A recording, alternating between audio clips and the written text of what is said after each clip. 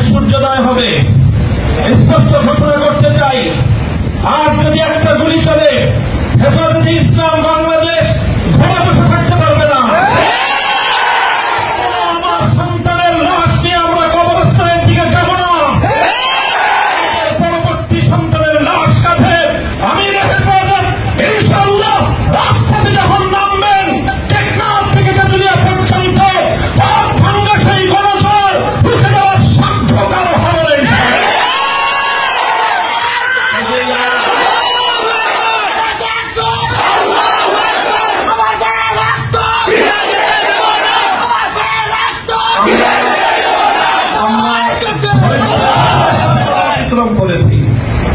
পরিস্থিতি এভাবে যদি চলতে থাকে, আর যদি আমাদের দেশের জনগণের নিরাপত্তার দায়িত্বে নিয়োজিত আইন শৃঙ্খলা রক্ষাকারী বাহিনী বুলেট যদি আর বন্দুকের নল থেকে আরেকটি বুলেট ছুড়ে, তাহলে বাংলাদেশের পরবর্তী গণ অভ্যুত্থান অবশ্যম্ভাবী হবে।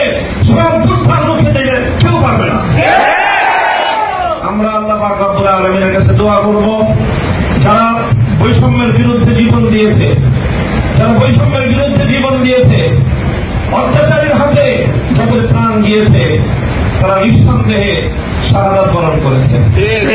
কাজে সেই শহীদদের আত্মার মাগফিরাত শুধু নয়, বরং শহীদদের শাহাদাতের কবুল হওয়ার জন্য আমরা দোয়া করব আল্লাহর কাছে। এবং সেই শহীদদের উসিলায় আল্লাহ যেন আমাদের আগামী প্রজন্মকে এভাবে সকল বৈষম্য, জুলুম, অবিচার, অন্যায়ের বিরুদ্ধে রুখে দাঁড়াবার এক অদম্য সাহস যেন আল্লাহ পরবর্তী প্রজন্মের বুকে বুকে দান করেন, সেই দোয়া ইনশাআল্লাহ আমরা করবো। আখিরু দাওয়ানা আলহামদুলিল্লাহি রাব্বিল আলামিন।